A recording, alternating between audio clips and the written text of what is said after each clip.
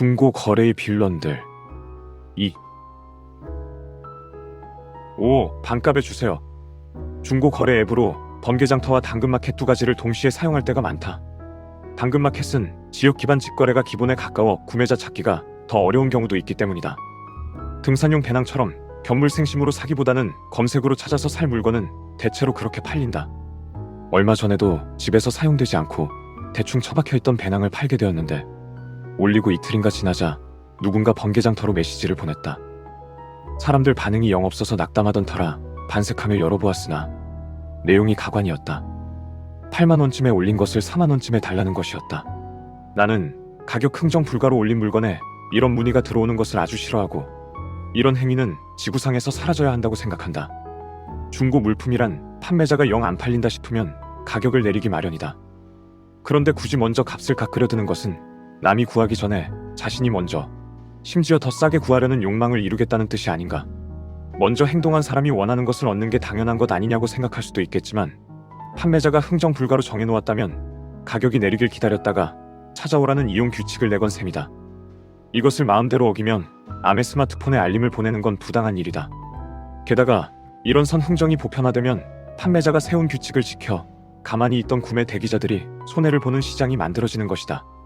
거기까지 생각했는지 아니면 그냥 심하게 시달렸는지 모르겠지만 판매자들 중에는 리고 금지, 강아지야 따위 육두문자를 설명에 박아놓은 사람도 있을 지경이다. 심정은 이해할 수 있다. 그러나 치울 물건을 빨리 치우고 싶을 때도 있는 법이라 어지간해선 나도 흥정에 응하는 편인데 그래도 물건을 판매가의 반값에 사겠다는 건 상도덕이 아니었다. 바가지로 유명한 관광지에서 기념품 사는 것도 아니고 반값은 너무하지 않은가. 나는 문의를 보낸 상대에게 그건 너무 거저로 사려는 것 아니냐고, 그건 어렵겠다고 설명하는 메시지를 보내려다 내가 왜 이런 자와 상종해야 하나 싶어서 상대를 그냥 차단해버렸다. 그런데 몇 시간 뒤에 이번에는 당근마켓으로 완전히 똑같은 문의가 날아왔다. 하필이면 근처에 사는 사람이었던 모양이다. 이쯤 되면 불쾌하기만 한 게 아니라 무서울 지경이다. 또다시 차단했다. 이런 사람은 어디서 호되게 욕을 먹어봐야 하지 않을까 싶다. 6. 지금을 증명하는 법. 현재라는 게 과연 있기나 한 것인지 모르겠다는 설이 있다고 들었다. 하기야 잘 생각해보면 우리가 생각하는 시간은 지구의 자전과 공전을 기반으로 하여 북반구 기준으로 만든 시계의 바늘이 가리키는 시각일 뿐이지 엄밀한 의미의 시간 자체는 대체 그게 뭔지 알 수 없다. 하지만 내가 바로 지금 사진을 찍었다는 증명을 해야 하는 경우가 드물게 생기기도 한다. 온갖 시간선을 넘나드는 시간여행자도 아닌데 대체 무슨 시간 증명을 해야 한단 말인가? 내가 겪은 일은 이랬다. 비싼 책을 몇 권 팔려고 내놓았더니 구매자가 오늘 찍은 것임을 확인할 수 있게 사진을 찍어 달라는 것이었다.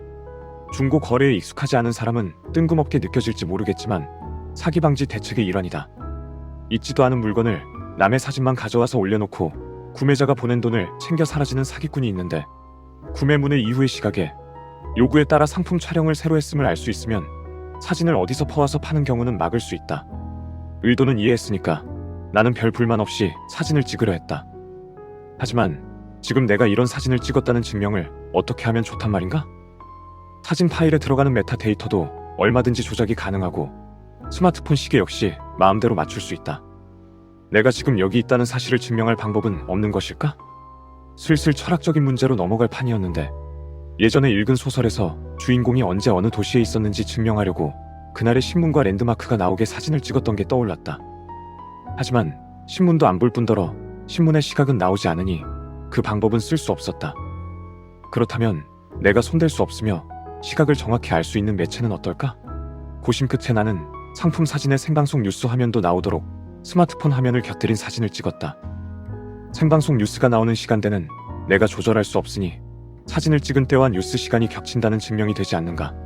그리하여 사진을 받아본 구매자는 아주 어려운 문제를 낸 임금님처럼 감탄하며 책을 샀고 나는 내가 존재하는 시간대의 증명 방법을 알게 되어 만족했다는 일화다.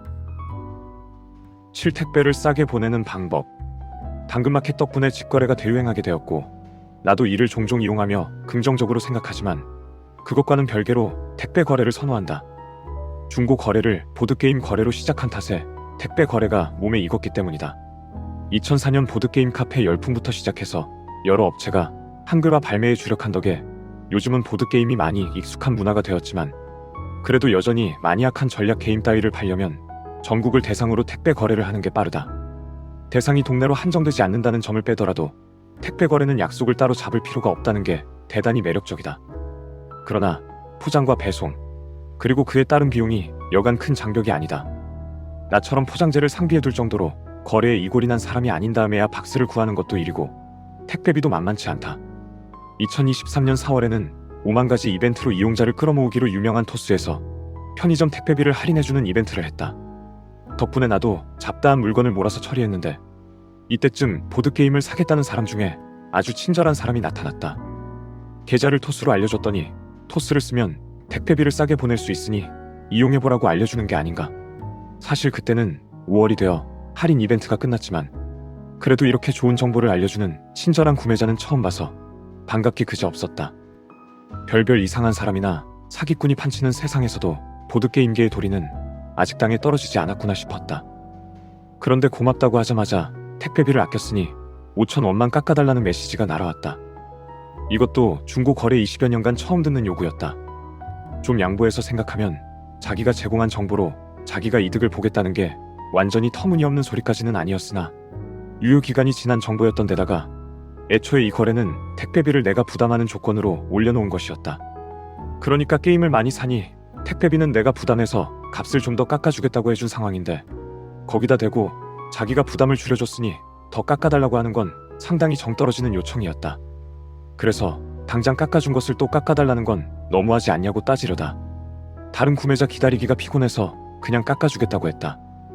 이런 식으로 모두가 당장 편한 대로 행동하면 이 바닥의 상도덕도 나날이 엉망이 될 수밖에 없는데 쉽게 포기해버린 게 한스러울 따름이다.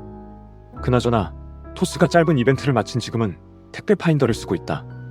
저렴한 것도 모자라서 송장 정보로 포인트도 받을 수 있고 결제도 편의점이 아닌 앱 연결 계좌로 처리되어 아주 좋다. 그 구매자는 열심히 토스나 쓰라지.